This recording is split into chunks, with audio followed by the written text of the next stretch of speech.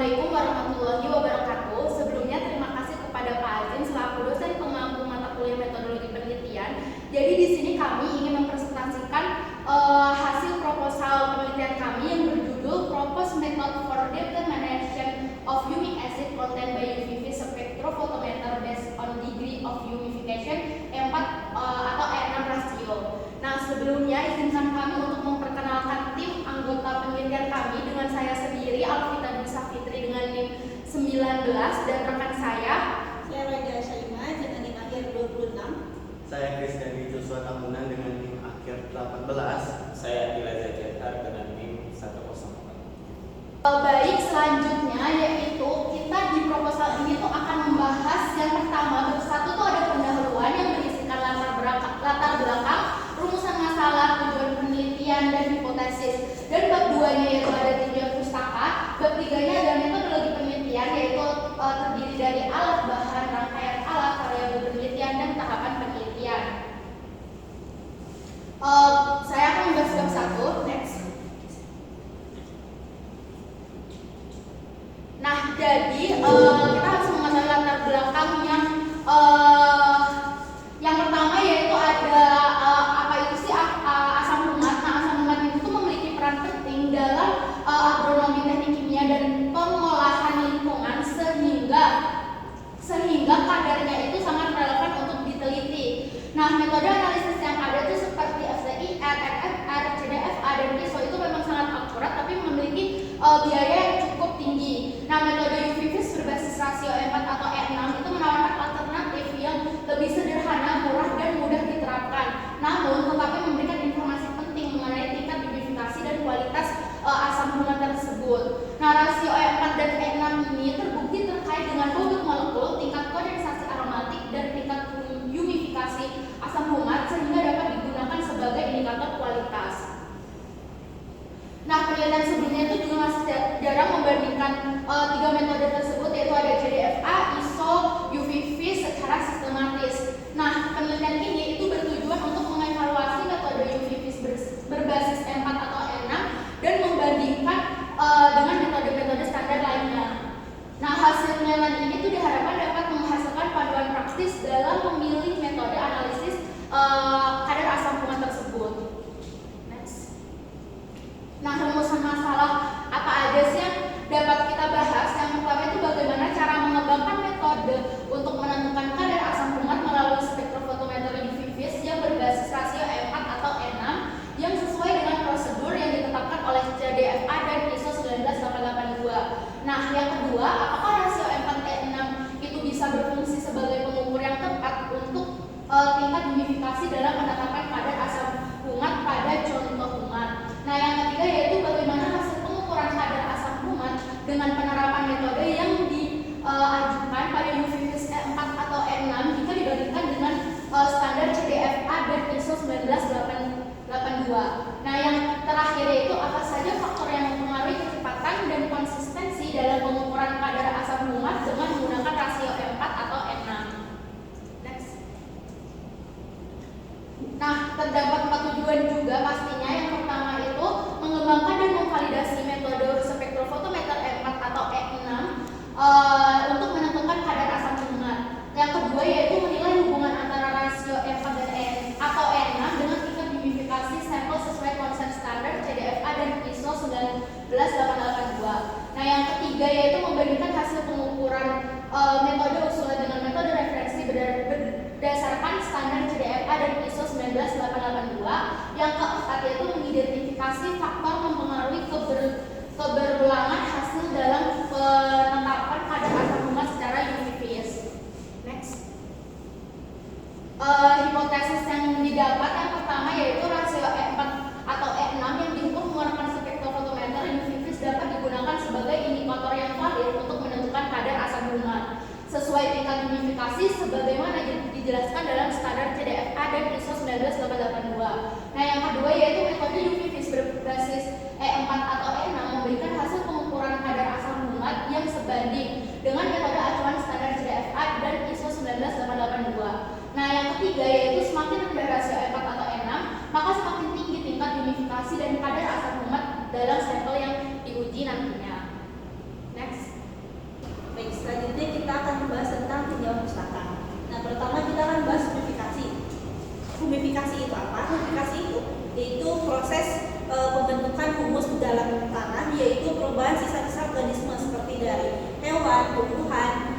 dan juga mikroba menjadi bahan organik yang stabil yang disebut humus melalui aktivitas mikroorganismenya. Selanjutnya yaitu batu bara. Nah, batu bara itu adalah salah satu jenis batuan organik yang mudah terbakar, yang dibuat dari sisa tanaman oleh biokimia kompleks, kimia fisik dan efek biokimia. Dan batu bara ini utamanya itu terdiri dari bahan organik dan sejumlah kecil mineral anorganik juga. Dan bahan organik dalam batu bara ini terutama terdiri dari 5 unsur, yaitu ada karbon, hidrogen, oksigen, nitrogen dan juga belerang organik. Next. Nah, adapun yaitu asam humat. Asam humat itu fraksi kubik yang larut dalam basa dan terbentuk dari dekomposisi organik maupun proses geokimia seperti pada batu bara. Dan asam humat ini tuh dia berada dalam bentuk padat dan penguraian dari transformasi sisa-sisa organisme tadi yang terjadi dari proses purifikasi tadi. Baik, selanjutnya kita akan membahas bab 3 mengenai metodologi penelitian. Nah, yang pertama adalah metodologi yang kita pakai adalah ISO 19882. Nah, alat yang digunakan itu adalah neraca analiti, oven, centrifuge, magnetic spiral pH-meter, lalu Erlenmeyer, centrifuge, gelas ukur, gelas beker, Carlogy dan pengaduk. Nah, sedangkan bahan yang digunakan itu ada 4. Yang pertama itu Aquades, yang kedua adalah HCl, yang ketiga adalah NaOH, dan yang keenam adalah 6,25 sampel. Nah, sampel yang di sini yang digunakan adalah sampel dari batu bara dan juga sampel komersial. Next. Nah, oke, untuk tahapan penelitiannya pertama yang kita lakukan adalah preparasi sampel, di mana yang kita lakukan terlebih dahulu adalah menghancurkan sampel dan mengayaknya pada ayakan 60 mes. Selanjutnya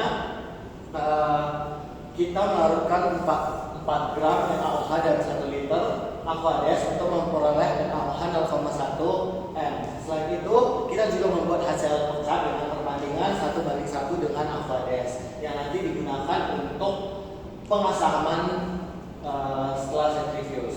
Nah, untuk langkah kedua adalah ekstraksi asam humat. Nah, ekstraksi asam humat ini dilakukan dengan menimbang sampel batu bara sebanyak 6,25 gram. Setelah itu dimasukkan ke dalam Erlenmeyer yang berisi 1 liter NaOH 0,1 m. Nah, kemudian campuran diekstraksi dengan menggunakan magnetic spiral dengan kecepatan 200 sampai 300 rpm selama 6 jam. Nah, setelah ekstraksi dilakukan, kita mencentrifuge hasil ekstraksi tersebut pada 3500 rpm selama 10 menit untuk memisahkan padatan dari larutan. Nah, supernatan yang terbentuk dikumpulkan untuk presipitasi berikutnya. Nah, yang ketiga adalah presipitasi asam humat, di mana supernatan tadi diturunkan pH-nya sampai mencapai pH 1 atau kurang lebih 0,05. Nah, dengan menambahkan larutan HCl pekat yang sudah dibuat pada preparasi sampel. Nah, sedangkan nanti ketika ditunggu selama 24 jam nanti akan terbentuk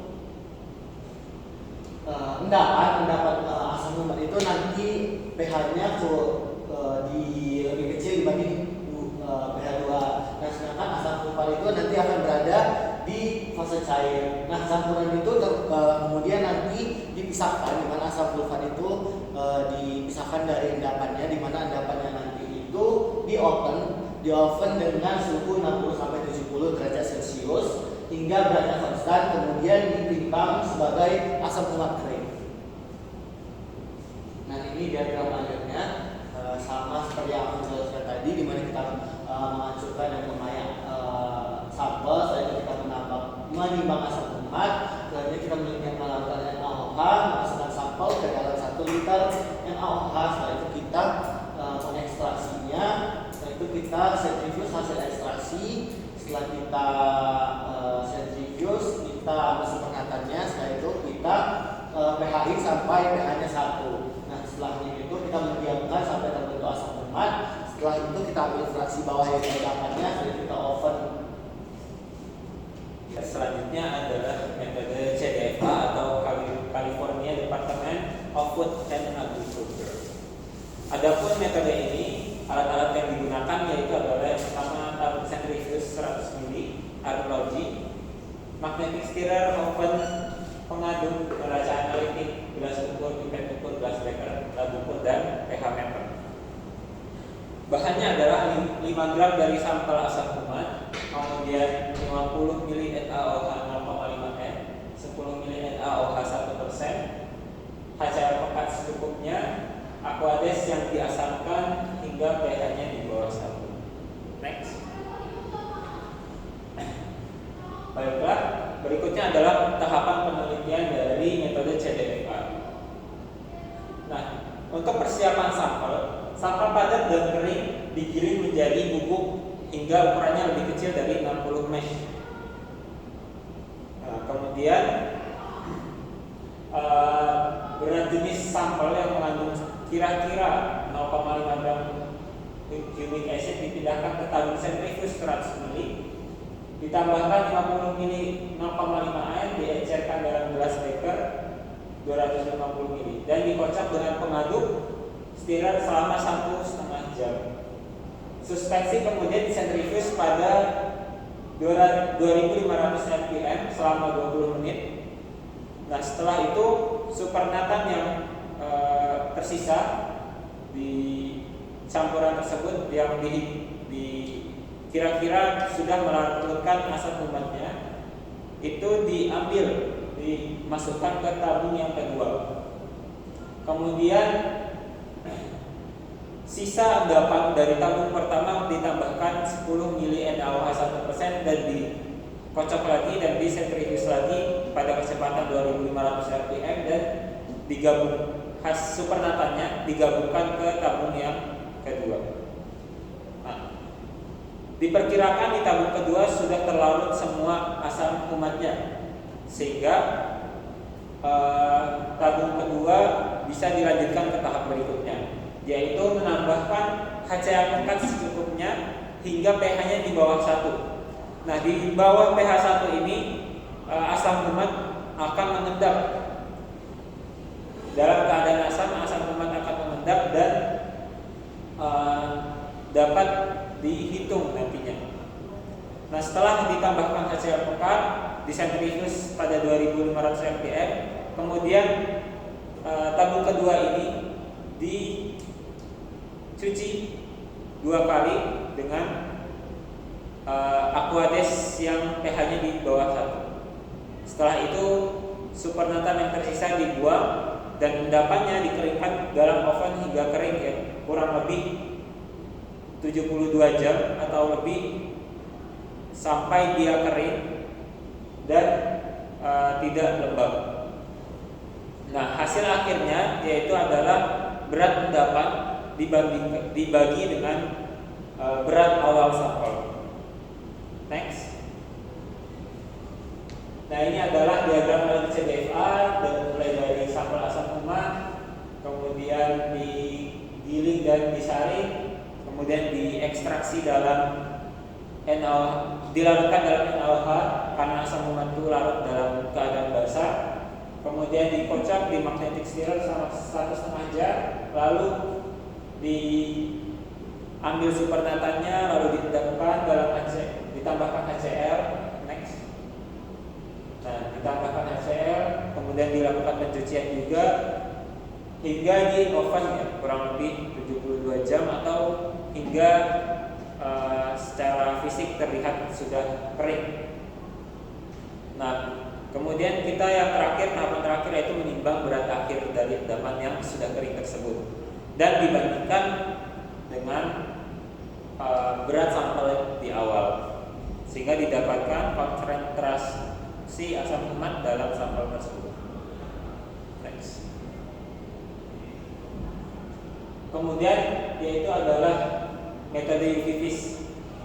Adapun metode UV-Vis ini menggunakan alat yang pertama timbangan analitik, kertas timbang, centrifuge tube, beker glass, pipet volume, corong dan kertas saring, Wattman nomor 41, lampu ukur, bola hisap, spatula, gelas ukur, botol semprot, spektrofotometer, yaitu UV-Vis, dan oven.